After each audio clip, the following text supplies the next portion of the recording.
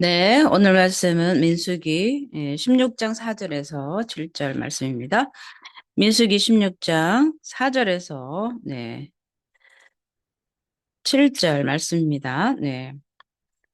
모세가 듣고 엎드렸다가 고라와 그의 모든 무리에게 말하여 이르되 아침에 여호와께서 자기에게 속한 자가 누구인지 거룩한 자가 누구인지 보이시고 그 사람을 자기에게 가까이 나오게 하시되 곧 그가 택하신 자를 자기에게 가까이 나오게 하시리니 이렇게 하라. 너 고라와 내 모든 무리는 향로를 가져다가 내일 여호와 앞에서 그 향로에 불을 담고 그 위에 향을 두라. 그때 여호와께서 택하신 자는 거룩하게 되리라. 레이 자손들아 너희가 너무 분수에 지나치느니라. 아멘. 네, 할렐루야. 네. 네, 오늘 말씀은 지난 시간에 이어서 이제 고라 일당들의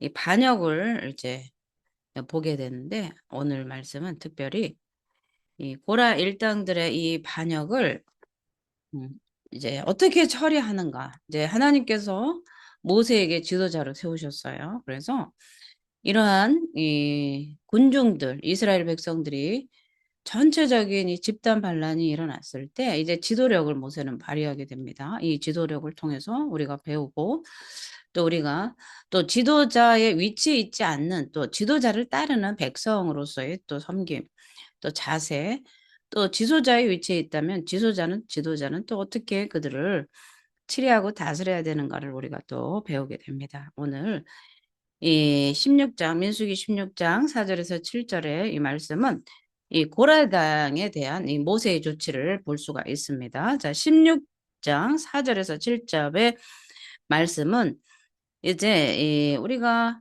사절을 보면 모세가 듣고 엎드렸다가 이게 엎드렸다는 것이 어떤 것입니까? 하나님 앞에서 함부로 입을 열지 않았다는 거죠. 듣고 엎드렸다가 이렇게 모세의 자세를 볼 수가 있어요. 우리는 듣자마자 버르륵 해서 이제 화를 내고 단칼에 막 이렇게 지적하고 그러잖아요. 그런데 이 혹시 이 무리의 말을 들은 이 모세가 가만히 듣고 엎드린 이 목적이 뭐겠어요? 혹시 이것이 하나님으로부터 오는 책망은 아닌가, 지혜로운 책망은 아닌가, 이것을 또 자신을 돌아보는 그런 시간이 됐을 거라고 생각을 두고요. 또 우리가 이 전도서에 보면은 사람이 지혜자의 책망을 듣는 것이 우매자의 노래를 듣는 것보다 나으니라 이렇게 말씀하시기 때문에 우리는 사람을 통해서도 지혜의 또 책망의 말씀을 들을 수 있어야 되기 때문에 그렇습니다. 이 모세의 자세를 보면 듣고 엎드렸다가 이 엎드리는 시간이 자기를 돌아보고 또 하나님 앞에 어떻게 지혜를 구하는 그런 귀한 시간이 될 수 있죠. 그래서 너는 하나님 앞에서 함부로 입을 열지 말며 급한 마음으로 말을 내지 말라. 하나님은 하늘에 계시고 너는 땅에 있음이니라. 그런즉 마땅히 말을 적게 할 것이라. 이제 고라 일꾼들이 고라당이 어떻게 말을 했습니까? 16장 3절에서 그들이 모여서 모세 아론을 거슬러 그들에게 이르되 너희가 분수에 지나도다 회중이 다 각각 거룩하고 여호와께서도 그들 중에 계시거늘 너희가 어찌하여 여호와의 총회 위에 스스로 높이느냐? 이제 이 말을 들은 거죠. 이 말을 듣고 모세는 듣고 엎드리는 그런 자세를 취한 것이죠. 그래서 이 엎드리는 이 두 번째 목적이 뭐냐면 처음에는 그들의 말이 어떻게 지혜로운 책망일지도 모르기 때문에 자기 자신을 돌아보게 되고요. 이 두 번째 이 엎드린 이 모세가 이제 어떤 행동을 취했습니까? 무리의 말을 들었을 때 그것이 혹시나 자기 자신이 부족함으로 인해서 지도자로서 결격 사유로 인한 그런 책망일 수도 있다는 그런 것 때문에 들었던 거죠. 듣고 무리의 말을 듣고 그다음 두 번째가 바로 엎드린 거죠. 그래서 이 엎드린 모세가 이 목적이 뭐겠습니까? 엎드린 하나님께 기도를 드리기 위함인 거예요. 우리가 출애굽기 34장 이제 8절에서 9절을 한번 보겠습니다. 모세가 급히 땅에 엎드려 경배하며 가로되 주여 내가 주께 은총을 입었거든 원컨대 우리 중에서 행하옵소서. 이는 목이 곧은 백성이니이다. 우리의 악과 죄를 사하시고 우리로 주의 기업을 삼으소서. 이렇게 말씀을 하시고요. 또 우리가 민수기 9장에서 보면 9장 8절에서 모세가 그들에게 이르되 기다리라 여호와께서 너희에게 대하여 어떻게 명하시는지 내가 들으리라. 이제 하나님 앞에 엎드려서 하나님의 말씀을 듣게 되는 거죠. 그래서 하나님의 적절한 그런 명령을 기다리는 이 모세의 태도, 겸손한 태도를 우리가 볼 수 있는 거죠. 모든 것이 하나님이 맡겨주신 임무이기 때문에 모든 것이 가고 서는 거지. 이 하나님의 그 지혜와 또 하나님의 명령을 받아야만 모세는 일했기 때문에 그렇습니다. 우리가 이 창세기, 이 출애굽기서부터 여호수아까지 보면 계속 그 장절마다 절 시작하는 곳마다 여호와께서 모세에게 말씀하여 이르시되 여호와께서 모세에게 말씀하여 이르시되 계속 모세에게 말씀하여 이르시되 이거를 또 마지막에는 모세가 이와 같이 여호와의 명령대로 행하였더라. 이게 계속해서 출애굽기 민수기에서 모세가 이 모세 오경을 통해서 하나님과의 그가 대면하면서 했었던 이 하나님과의 모세 사이에 주거니 받거니 했었던 명령과 그 행함의 순종들이 계속 반복하고 나타나는데 장절마다 나타나고요.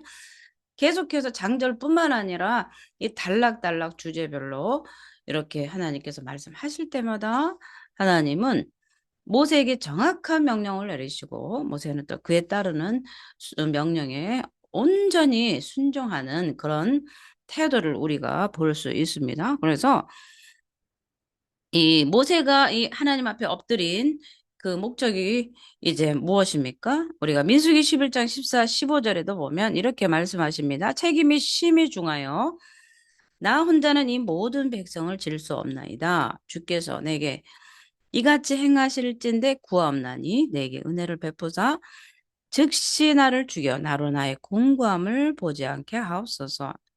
이 민수기 11장에서의 그 기도는 백성들이 워낙 원망과 불평했기 때문에 이 백성들을 가나안으로 끌고 가는데 너무나 모세가 힘들었습니다. 그래서 하나님 앞에 이 탄식하는 기도가 이 민수기 11장에 나왔던 이 간구하는 모세의 태도를 볼 수가 있고요. 또 그 다음에 우리가 신명기 9장 18절에도 이렇게 말씀하십니다. 40주야를 엎드려 기도를 하는 것이 이제 신명기 9장 18절에 나와 있어요. 그래서 우리가 읽어보겠습니다. 그리고 내가 전과 같이 40주야를 여호와 앞에 엎드려서 떡도 먹지 아니하고 물도 마시지 아니하였으니 이는 너희가 여호와의 목전에 악을 행하여 그를 경노케 하여 크게 죄를 얻었습니다. 아멘. 모세가 40일 금식 기도를 했다는 사실입니다. 왜요? 왜 모세가 40일을 금식하면서 여호와 앞에 엎드렸습니까? 여기에 이유가 분명하게 나와요. 너희가 여호와의 목전에 악을 행하여 크게 경노하여 하나님을 경노케 하여 크게 죄를 얻었습니다. 백성들의 죄 때문에 모세는 40일간 하나님 앞에 엎드려서 금식하며 간구했다는 사실입니다. 그래서 우리가 이 엎드린 자세의 의미를 우리가 모세가 이 엎드린 자세에서 모세가 취한 이 자세에서 우리가 볼 수 있는 여러 가지 의미들이 있는데 첫째는요, 낙담할 때 엎드리는 거예요. 모세뿐만 아니라 오늘날 우리도 어떤 상황이 낙담의 실망이 오면 하나님 앞에 우리가 엎드리게 되는데 우리가 에스겔 21장 15절을 한번 읽어보겠습니다. 내가 그들로 낙담하여 많이 엎드려지게 하려고 그 모든 성문을 향하여 번쩍번쩍하는 칼을 베풀었도다. 오라 그 칼이 번개 같고 사륙을 위하여 날카로웠도다. 낙담했을 때 엎드리는 거죠. 그리고 또 하나는 하나님의 사자를 경배할 때 엎드리는 거죠. 사사기 13장 20절입니다. 하나님의 사자를 경배할 때 엎드림이 있는데 불꽃이 단에서부터 하늘로 올라가는 동시에 여호와의 사자가 단 불꽃 가운데로 쫓아 올라간지라 마노아와 그 아내가 이것을 보고 얼굴을 땅에 대고 엎드리니라. 아멘. 자, 우리는 잘 듣고 우리는 하나님 앞에 엎드리는 게 가장 1순위예요. 누가 나를 향해서 반역을 해올 때, 나를 향해 와서 나에게 도전할 때, 그때 우리는 바로 반박하면서 목소리를 화살처럼 내는 것이 아니라 듣고 하나님 앞에 엎드리고, 그죠? 하나님께서 엎드리는 그런 목적이 무엇입니까? 일단은 내 마음을 가라앉히고 흥분하지 않고 하나님께서 주시는 그 지혜로 그거를 상대해야 되기 때문에 그렇습니다. 지도자이기 때문에 더 그렇습니다. 그래서 하나님 앞에 함부로 입을 열지 않기 위함입니다. 우리를 대적하는 자를 향해서 바로 직격적인 그런 응답이 나갈 때는요, 나도 모르게 그 말이 죄가 될 때가 있어요. 하나님 앞에 신실하지 못할 때가 있습니다. 상대를 향해서 하는 그런 모든 말들이 그 사람에게 뿐만 아니라 하나님을 또 경노케 하는 또 내 입술이 죄가 될 경우가 너무나 많기 때문에 그렇습니다. 그래서 돌아서면 또 회개해야 되고 또 회개해야 되고 또 상대방이 또 회개를 해야 되고 잘못했다고 용서를 구해야 되고 이런 일들이 더욱더 일이 불거지기 때문에 하나님 앞에서 함부로 입을 열지 않기 위해서 그 무리들의 말을 정확하게 듣고 하나님 앞에 엎드려야 된다는 거죠. 그래서 우리는 이 모세가 이 행한 고라당이 모세를 향한 이 도전 가운데 이 모세가 이 듣고 행한 이 엎드린 자세의 의미는 우린 이렇게 야고보서 1장 19절에서 우리가 배워야 되는 거예요. 모세의 그 태도와 또 야고보서의 말씀에 우리에게 주시는 그런 음, 감동들이 있어요. 듣기는 속히 하고 성내기는 더디해야 된다. 이렇게 그죠? 그래서 내 사랑하는 형제들아 너희가 알거니와 사람마다 듣기는 속히 하고 말하기는 더디하며 성내기도 더디하라. 우리 한국 사람들이 이제 성격이 급해요. 빨리빨리 빨리빨리. 그리고 저도 성격이 급합니다. 그래서 과거에는 지금도 뭐 다 다듬어진 건 아닙니다만은 다 듣기도 전에 그냥 버럭 화를 내는 거예요.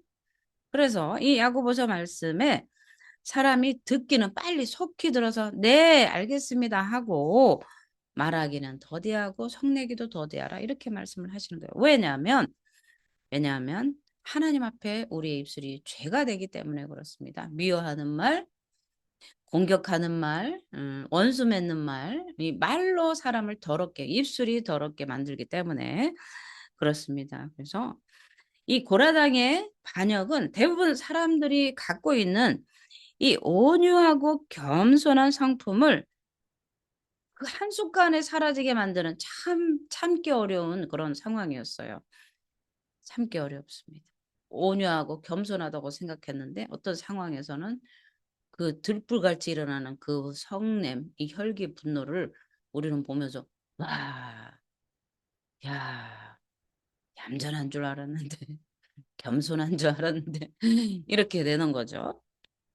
그래서 그럼에도 불구하고 이 모세는 그의 온유하고 겸손한 성품을 버리지 않았어요. 그래서 이 고라당이 비방이 있은 직후에 문제 해결을 위해서 하나님 앞에 이 엎드린 겸손의 모습이 우리 앞에 정말 하나님께서 모세를 진정으로 지도자로 세우셨음을 우리가 알게 하는 거죠. 이것은 이 모세가 이 하나님께서 말씀할 때 모세처럼 온유한 저를 보았느냐 이렇게 말씀을 하신 것들이 이런 것 때문에 그렇습니다. 그래서 우리는 큰일이 일어나면 하나님 앞에 엎드리기보다는 그죠? 엎드리기보다는 자기 능력으로 그 일을 극복하려고 애를 써요. 그런데 우리는 아무리 급하고 큰일이라도 먼저 하나님 앞에 엎드리는 자세가 필요한 것입니다.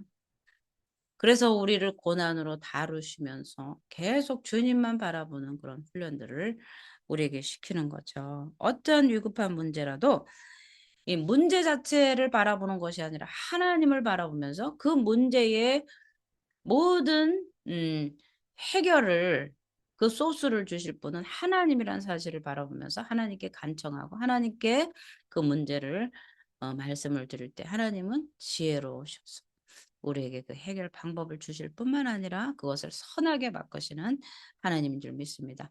그래서 하나님은 우리에게 악을 선으로 이겨라 하신 거죠.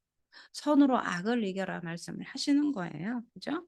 그래서 우리는 하나님은 우리에게 응답을 주시되 인간의 노력을 배제하지는 않아요. 그래서 성도는 어떤 일을 겪어도 하나님의 우리 가운데 섭리하심을 믿어야 되는 거죠. 오늘도 하나님은 섭리하시고 계세요. 하나님의 섭리 가운데 우리를 다스리고 통치하시고 보존하시고 협력하시면서 하나님의 구원 사역을 우리를 통하여 지금도 이루어 가시는 줄 믿습니다. 그래서 우리는 이 모든 것들을 위해서 하나님께 엎드리는 겸손함이 있어야 되고 또 그 문제, 우리에게 놓여진 어떤 상황에 급한 상황, 갑작스러운 상황, 정말 불의의 상황, 어떤 문제보다도 하나님을 바라보는 그런 믿음의 눈이 있어야 될 줄 믿습니다. 이런 신앙적인 자세만이 모세처럼 하나님 앞에 인정을 받고 존귀함을 얻을 수 있기 때문에 그렇습니다. 모세는 이 고라당의 반역을 해결하기 위해서 자기의 능력이나 자기의 경험, 인생의 경험을 사용하지 않았습니다. 오직 엎드려서 하나님 앞에 해답을 구했어요. 이런 모세의 모습이 온유하고 겸손한 성품을 보여주기도 하지만 겸손한 것 가지고 다 되는 것이 아니라 오직 하나님만 바라보는 신앙의 자세가 모세의 성품을 우리가 제대로 있는 그대로 우리가 보게 된 것이죠. 하나님 중심주의, 그죠? 무엇을 하든지 하나님 중심으로, 하나님 중심주의, 그러니까 우리가 공부할 때도 하나님 중심, 신학할 때도 하나님 중심으로, 또 우리가 인생을 살아갈 때도 하나님 중심적인 신앙을 가지고, 믿음을 가지고 우리는 살아가야 된다는 사실입니다. 그래서 우리는 모세의 신앙이 이렇게 모세의 신앙을 우리가 들여다볼 때 성숙할 수 있었던 건 무엇입니까?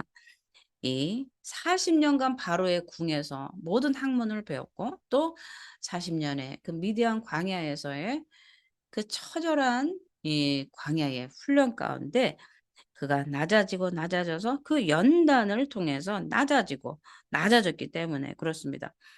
연단과 고난이 없다면 하나님을 볼 수가 없습니다. 연단과 고난 속에 나에게 있는 모든 불순물을 제거하시고 하나님 주시는 예수 그리스도의 성품을 우리에게 주시기 위해서 우리에게 그 광야라는 그 연단의 과정을 우리에게 주시는 거예요. 그래서 이 하나님의 위대하심과 인도하심이 그 사람으로 하여금 하나님 중심에 서게 하는 정말 정금같이 모든 불순물을 제가 내가 정금같이 나오리라. 정금이 되는 거죠. 하나님은 우리를 정금으로 만들기 위해서 계속 때리는 거야. 이게 바로 별이법인데 우리는 단조로 태어났어요. 단조. 물 속에 넣었다. 물 속에 넣었다. 불에서 꺼내면 또 때립니다. 이게 다 끝났나 했는데 또 다시 불 속으로 집어넣고 그래서 때리고 그다음에 물속으로 들어가서 또 이러면서 이 하나님께서 쓸만한 도구로 만드시는데 아주 치밀하게 만드십니다. 이 단조로 때리고 만든 모든 도구는요. 아주 치밀하고 아주 강한 강철이 되어서 아무리 사용해도 부러지지는 않아요. 닳아지기는 합니다. 닳아요, 닳아. 많이 써서 이 홈이나 삽이 이 끝이 다를 수는 있어도 깨어지지는 않아요. 그러나 주조품은 후루룩 끓여서 부은 것들은 거기에 공기층이 너무 많기 때문에 이게 부러집니다. 그렇기 때문에 우리는 하나님께 이 연단을 받아서 계속해서 그 훈련을 받아서 강하고 담대하게 때로는 모세처럼 온유하게 어떤 상황 가운데도 믿음으로 이겨내는 승리의 자들로 구원의 그 끝까지 구원의 완주자로서 우리를 인도하신다는 사실입니다. 그래서 오늘 이제 5절에 볼게요. 5절에 이제 모세가 이제 하나님 앞에 엎드린 후에 이제 모세가 이제 말하게 됩니다. 고라와 그의 모든 무리에게 말하여 이르되 아침에 여호와께서 자기에게 속한 자가 누구인지 거룩한 자가 누구인지 보이시고 그 사람을 자기에게 가까이 나오게 하되 곧 그가 택하신 자를 가까이 나오게 하시리니. 아멘. 자, 그래서 이제 모세가 하나님 앞에 엎드린 후에 하나님의 지혜로서, 그죠? 이제 보라 일당들에게 이제 말하는 그런 내용입니다. 아침에 판결 받기를 제안한 모세. 그러니까 이제 이 고라 일당들이 이 판결을 누구 손에 맡기는 것입니까? 모세는 자기가 스스로 어떻게 너희들이 감히 나에게 도전할 수 있느냐 이렇게 그들을 책망한 것이 아니라 그들을 고라 일당들을 하나님 손에 맡기는 이 태도가 우리에게는 너무나 이게 정말 배워야 될 점이고요. 하나님께서 우리에게 원하시는 거라는 거죠. 자, 아침에 하나님의 명을 받으려고. 자, 우리 출애굽기 34장에도 이렇게 말씀하십니다. 이 모세는요, 모든 것을 하나님께 맡깁니다. 내가 스스로 때리는 것이 아니라 하나님께 처분을 맡겨드리는 거죠. 출애굽기 34장 4절입니다. 모세가 돌판들을 처음과 같이 깎아 만들고 아침에 일찍 일어나 그 들판을 손에 들고 여호와의 명령대로 시내산에 올라가니. 아멘. 그래서 하나님의 명을 받으려고 지금 하는 것이고요. 또 아침에 하나님이 아침에 할 일을 지시해 주셨으며 출애굽기 9장 13절에도 여호와께서 모세에게 이르시되 아침에 일찍 일어나 바로 앞에 서서 그에게 이르기를 히브리 사람의 하나님 여호와의 말씀에 내 백성을 보내라 그들이 나를 섬길 것이니라 이렇게 말씀을 하시고요. 또 민수기 16장 이렇게 오늘 이 말씀입니다. 5절 6절이 아침에 향로불로 판결받기 위해서 고라 모든 무리들에게 아침에 판결 너희들은 하나님 앞에 하나님의 판단을 받아야 된다. 그러니까 하나님의 공의 속에 이 이스라엘 백성들을 모세는 맡겼다는 거죠. 하나님의 손에 맡겼다는 것입니다. 그래서 이 판결을 하나님께 받자고 제의를 하게 되는 거죠. 그래서 보라무리가 모세 아론을 의미로 된 지도자라고 했기 때문에 그죠?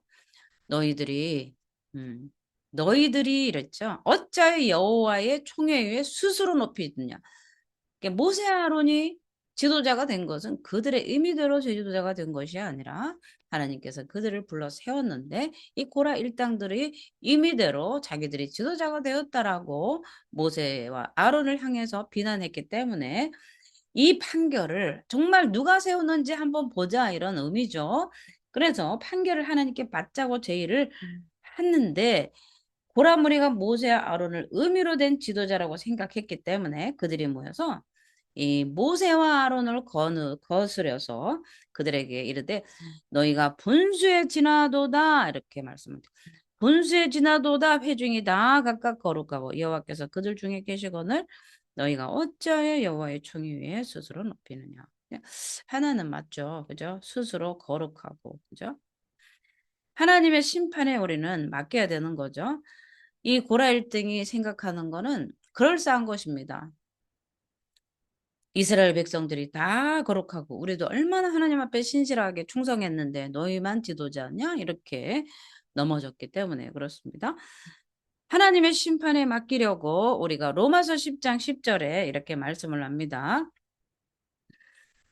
내가 어찌 내 형제를 판단하느냐 어찌 내 형제를 업신여기느냐 우리가 다 하나님 심판대 앞에 서리라. 우리가 오늘날도 이제 신약 시대를 살아가잖아요. 우리가 이제 구약 민수기를 하기 때문에 뭐 율법적이다. 뭐 구약이니까 그렇죠. 그렇지만 그렇지 않습니다. 오늘도 이 로마서에서 이 14장 14절에서 형제를 업신여기는 이 모든 것도 하나님의 심판대 앞에 서게 되는 것입니다. 우리가 말하는 것, 행동하는 것, 남을 비난하고 저주하는 것, 불의하고 수군수군하고 이 모든 불의한 일들이 하나님의 심판대에 선다고 이 사도 바울이 로마서에서 그렇게 하나님의 심판 정의할 때 사람 앞에서 행한 심판 정의할 때 로마서 1장과 2장, 3장, 4절에서 그렇게 하나님의 심판에 대해서 그렇게 계속해서 주장을 하고 있지 않습니까? 그래서 모든 판결은 재판자이신 하나님께 맡겨야 하는 거죠. 야고보서 4장 11절, 12절에서 이렇게 말씀하십니다. 형제들아 피차에 비방하지 말라. 형제를 비방하는 자나 형제를 판단하는 자는 곧 율법을 비방하고 율법을 판단하는 것이라. 내가 만일 율법을 판단하면 율법의 준행자가 아니요 재판자로다. 입법자와 재판자는 오직 하나이시니 능히 구원하기도 하시며 멸하기도 하시느니라. 너는 누구간데 이웃을 판단하느냐. 아멘. 이 야고보 사도가 말씀하는 것이 서로 형제를 비방하는 것이에요. 그럼 이 형제를 비방하는 것은 율법을 판단하고 율법을 비방한다고 이렇게 표현을 하고 있습니다. 그래서 이 각자 향로를 취할 것을 제의를 하고 있어요. 그렇죠? 그래서 너는 이렇게 하라. 너 보라. 내 모든 무리는 향로를 가져다가 자 250명이 각자 취할 것을 제의를 하는 거예요. 너희는 각기 향로를 잡고 그 위에 향을 두고 각 사람이 그 향로를 여호와 앞으로 가져오라. 향로는 모두 250이라 너와 아론도 각각 향로를 가지고 올지니라. 아멘. 이제 우리가 민수기 16장 17절에서 이제 향로를 들고 와서 향로 앞에 이제 하나님 앞에 자기 자세를 이렇게 취하라는 거예요. 그래서 이 향로는요, 이 대제사장만이 전담한 일이에요. 그래서 우리 출애굽기 30장 7절에서 보면 아론이 아침마다 그 위에 향기로운 향을 사르되 등불을 정리할 때 살을 찌며 이렇게 말씀을 하는 거예요. 그런데 이 모세가 향로에 불을 담고 그의 향을 두라 한 것은 이 하나님의 심판이 그 향로에 불을 향해서 이제 부어 주실 거기 때문에 그렇습니다. 하나님의 심판의 불이에요. 그래서 오늘날 이 불에 의미하는 것은 오늘 이 과거의 구약에서나 있었던 일이 아니고 오늘날 계속 우리가 심판의 불이 내릴 때에 주의 진노를 면하게는 예수님의 보혈로 씻은 자만이 주의 진노를 면하게 되는 것이고요. 마지막 날에 예수님이 이 땅에 오실 때 심판의 불로 그죠? 이 땅 가운데 와서 믿는 자들에게는 영생을 주시고 믿지 않은 자들에게는 심판으로 멸망당하는 거예요. 그래서 하나님이 세상을 이처럼 사랑하사 독생자를 주셨으니 이는 저를 믿는 자마다 영생을 얻고 심판받지 않게 하려고 예수님이 이 땅에 오신 거예요. 그래서 예수님이 이 땅 가운데 오신 목적은 심판의 불을 우리에게 피하게 하시려고 이 땅 가운데 오셨다는 사실입니다. 그래서 이 하나님 앞에 엎드려 기도했던 모세가 다시 일어나서 반역했던 이 고라 당 앞에 섰어요. 이스라엘 중에서 일어난 이 반역, 비방의 문제는 이제 아침에 하나님께 재판받기를 제안을 한 거죠. 모세의 이 제안은요, 깊은 뜻을 담고 있습니다. 사실은. 하나님이 불이 내려와서 확 살라버리고 막 진노해서 여기서 막 분노가 들끓어서 한 것이 아닙니다. 그죠? 먼저 모세는 이 제안을 통해서 이스라엘을 다스리는 통치자가 자신도 아니고 고라당도 아니고 아론도 아니고 오직 종되었던 이스라엘 백성을 애굽 땅에서 불러내어 그들을 구원하셨던 하나님이란 사실을 밝히고 싶은 거예요. 진정한 지도자는 모세도 아니고 고라도 아니고 진정한 지도자. 하나님께서 성막을 통해서 그들에게 불로 나타나시고 하나님의 현현이 있은 후에 그들이 가나안 땅을 행진할 때마다 구름 기둥과 불 기둥으로 그들을 인도하셨어요. 그렇기 때문에 진정한 이스라엘의 지도자는 모세라기보다 모세는 하나님임을 이들에게 상기시키고 싶었던 것입니다. 그래서 이 모세는 그의 제안을 통해서 자기의 직무와 정당성이 하나님께 속해 있고 자신은 종의 위치에 서 있다는 사실을 이 일당들에게 분명하게 보여주고자 했었던 거죠. 그래서 모세의 마음의 확신은 사람들의 말에 인정해 있지 않습니다. 우리는 사람들이 인정을 받기 전에 하나님께 인정을 받아야 돼요. 오늘 내가 하는 모든 하나님의 일이 하나님이 인정해 주시는 겁니다. 사람들이 칭찬은요, 아무런 소용이 없어요.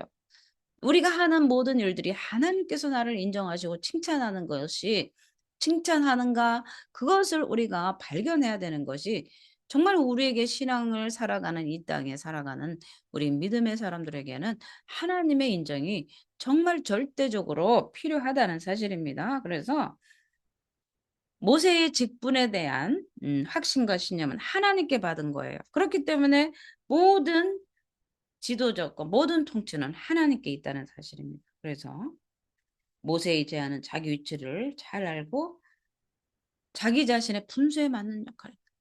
정말 내가 지도자인데 너희들이 이럴 수 있느냐라고 분노한 것이 아니라 나는 하나님의 종일 뿐이다. 진정한 지도자는 하나님이다. 이렇게 모세는 그들에게 밝히고 싶은 거죠. 그래서 우리가 여기서 교훈받아야 될 것은 정말로 우리가 하는 일들이 그죠? 하나님을 인정하고 자기 위치를 아는 거예요. 우리는 대장이 아니고 하나님의 종이라는 사실을 우리는 알아야 돼요. 그래서 모든 일을 하나님께 묶고 가라 하면 가고 서라 하면 서는 종의 위치에 그 자기의 신분을 늘 생각하면서 겸손하게 하나님 앞에 진정한 지도자이시고 선생이신 진리이며 지도자이신 하나님만을 따르는 그런 믿음의 백성들이 돼야 된다는 사실인 것이죠. 그래서 우리는 하나님께서 주신 일에 대한 확신을 가지는데 그 확신은 뭐냐면 하나님께서 나를 다스린다는 사실을 인정하고 자기 직무와 신분을 인식하는 자만이 오직 모세처럼 하나님 앞에 신실하게 설 수 있다는 것입니다. 오늘 내가 하나님 앞에 섰을 때 하나님은 나를 어떻게 평가하시는가? 하나님을 나를 신실하다고 의롭다 여겨주시는가? 그것을 우리는 늘 하나님 앞에 점검을 해야 된다는 사실입니다. 자, 이 불이 담긴 향로를 들고 하나님 앞에 선다는 것은 이 성별된 제사장들만 하는 일이에요. 그죠? 제사장만이 전담할 일입니다. 출애굽기 30장 7절에서 분명히 아론이 아침마다 그의 향기로운 향을 사르되 등불을 정리할 때 살을 찌며 이렇게 명령을 해주고 있어요. 그래서 이 향로는요. 하나님이 택한 자를 가려내기 위해서 쓰는 도구예요. 그래서 이 말은 취하다, 품다라는 이 동사가 있어요. 그래서 이 향로는 불을 담는 거예요. 그래서 그들이 각기 향로를 취하여 불을 담고 그 향을 그 위에 두고 모세 아론으로 더불어 회막문에 서니라. 이렇게 민수기 이제 18절 가면 이제 자세하게 나오게 됩니다.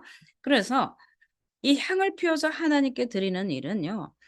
제사장 직무 중에 가장 거룩한 것이었어요. 하나님 앞에 이 향로에 불을 피워드리는 것은 하나님께 가장 1순위 거룩하고 하나님의 그 불을 현현을 그 앞에 맞닥뜨린다는 것은 두렵고 떨리는 그런 일인 거죠. 그런데 하나님께서는 모세를 통해서 명령하기를 모세 아론 고라를 포함하는 반역의 무리들은 불이 담긴 향로에 향을 두고 하나님 앞에 서라고 이제 명령을 했어요. 그런데 이것은 하나님이 택한 자와 그렇지 않은 자를 구별하기 위한 제언이었습니다. 만약 하나님께서 택하지 않는 자라면 그는 합당치 않는 불을 들였기 때문에 아론의 두 아들처럼 불에 타 죽게 되는 거죠. 아론의 두 아들이 첫 번째 제사장의 직분으로 기름 부음을 받고 정결하게 하고 한 다음에 하나님 앞에 불을 들이다가 다른 불을 들이고 그 자리에서 죽어서 이 줄을 잡아당겨서 끌어내지 않았습니까? 그런 상황에서 아론이 눈물 흘릴 때 하나님은 우는 것조차도 울지 마라.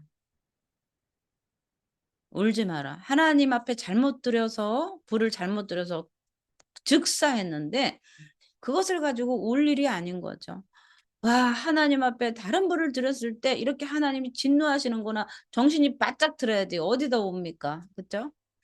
하나님은 아론의 눈물도 흘리기를 기뻐하지 않으셨어요.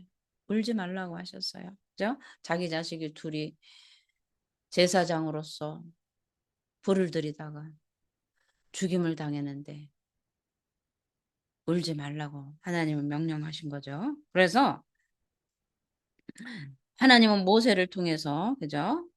이 하나님 앞에 서라고 했는데 이 하나님께서는 이 죄를 범한 자에게는요, 불로 심판하신다는 거예요. 불로. 그죠? 마지막 날에 불로 꺼지지 않는 유황불로 심판하시는 거죠.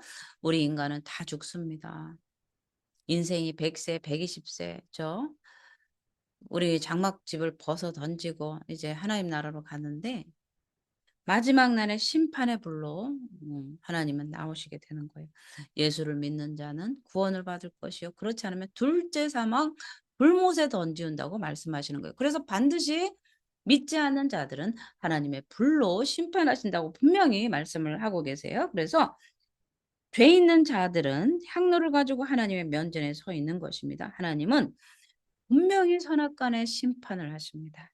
그래서 우리들은 스스로 경성하여 죄악에 빠지지 않도록 우리는 조심해야 되는 거죠. 우리가 계속 저녁마다 이제 회개 기도를 하고 있는데 그 심판의 불이 우리 가운데 와서 우리를 이제 살라주시는데 죽지 않고 살아있는 거죠. 왜? 택한 자들은요. 쭉정이를 태워주시는 거예요. 예수님이 이 땅에 마태복음 3장에서 예수님이 오셔서 성령과 불로서 세례를 주신다고 했습니다. 성령과 불로 세례를 주신 목적이 무엇입니까? 쭉정이는 태우려고. 타작마당에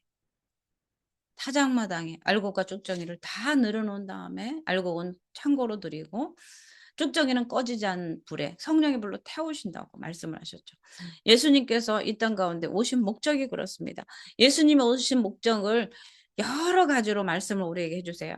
한 가지만 가지고 오신 게 아니라 예수님이 오신 목적들이 온통 그 구원에 관계된 모든 여러 가지 일들이 계속 복합적으로 나타나는데 우리가 마태복음 3장에 보면 예수님이 이 땅에 오신 목적을 얘기해 주는 거예요. 사도 요한이 나는 너에게 물로 세례를 베풀거니와 내 뒤에 오시는 이는 능력이 많으신 분이라 나는 그의 신들매도 들기를 어렵다. 그러면서 이제 마태복음 3장 11절에 이렇게 말씀을 하세요. 그는 성령과 불로 너에게 세례를 베푸실 것이요 손에 키를 들고 자기의 타작마당을 정하게 하사 알곡은 모아 곳간에 들이고 쭉정이는 꺼지지 않는 불에 태우시리라. 이것이 예수님이 이 땅에 오신 목적이에요. 그를 믿는 자는 영생을 얻고 그렇지 않으면 멸망당한다. 이게 예수님이 요한복음 3장 16절에서 하나님께서 하나님께서 예수 그리스도 그 독생자 아들을 이 땅 가운데 보내주셔서 그 참빛 그 백성에게 그 참빛을 보내주셨는데 그 참빛을 보고 어둠에서 나오는 자들은 영생을 얻고 그렇지 않은 자들은 심판의 불로 꺼지지 않은 불에 태우신다고 말씀하신 게 바로 이 말씀인 거예요. 세례 요한이 예수님을 향해서 이 선포하는 이 말씀이 마태복음 3장 8절에 이렇게 분명하게 나와 있다는 사실입니다. 그래서 우리는 이 분수를 모르는 이 레위인들을 우리가 봐야 돼요. 우리는 하나님 앞에 분수를 알아야 돼요. 우리 하나님께서 나를 부르신 그 목적과 또 하나님 앞에 우리의 자세가 어떻게 해야 되는지. 절대 이 교만은 인간의 교만이 가장 빼내기 힘든 것이 교만이라고 하지 않습니까? 교만을 죽여놓으면 그 이튿날 또 교만이 쭉 우후죽순처럼 올라옵니다. 또 베어내면 또 올라옵니다. 인간 중에서 이 교만이 간사한 것이 이 창세기에 이 교만이 들어와서 이 인간이 타락이 된 것이 아니겠습니까? 자, 그래서 이 레위인들은 하나님께 구별하여서 성막의 거룩한 직무를 수행하게 하셨어요. 그런데 이 레위인의 직분은 하나님의 은혜의 선물이에요. 누가 크고 너 그거 해서 좋겠다. 너는 제사장이 돼서 좋겠다가 아니고 하나님은 우리에게 그냥 직분상 구별을 해 놓으신 것뿐이에요. 목사니까 좋겠다. 넌 집사니까 별로다. 이렇게 하는 것이 아니라 하나님은 우리는 하나님 나라의 그 구원을 위해서 하나님을 섬기라고 불러주셔서 그 직분상 구별을 해 놓으셨어요. 하나님이 볼 때는 그냥 다 직분의 구별인 거예요.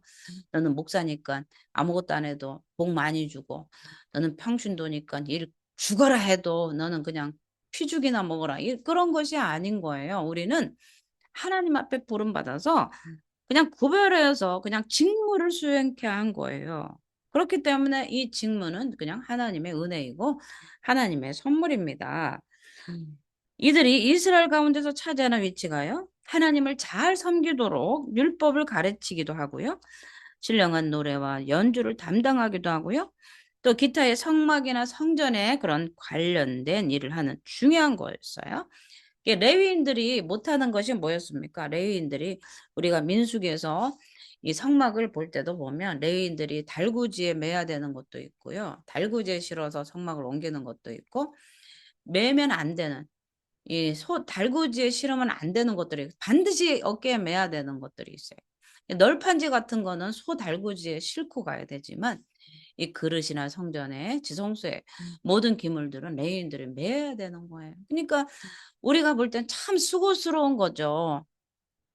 모세는 앉아서 명령만 내리는 것 같고 레위들은 성막에 그 판을 뜯었다가 제꼈다가 또 실었다가 묶었다가 또 끌고 가고 메고 가고 하니 얼마나 자기 자신들이 모세를 자기 자신들의 직무와 비교하면서 그런 열등의식에 사로잡혔을 이 가능성이 있어요. 이건 성경에 기록된 것이 아니에요. 제가 그냥 생각한 이야기입니다.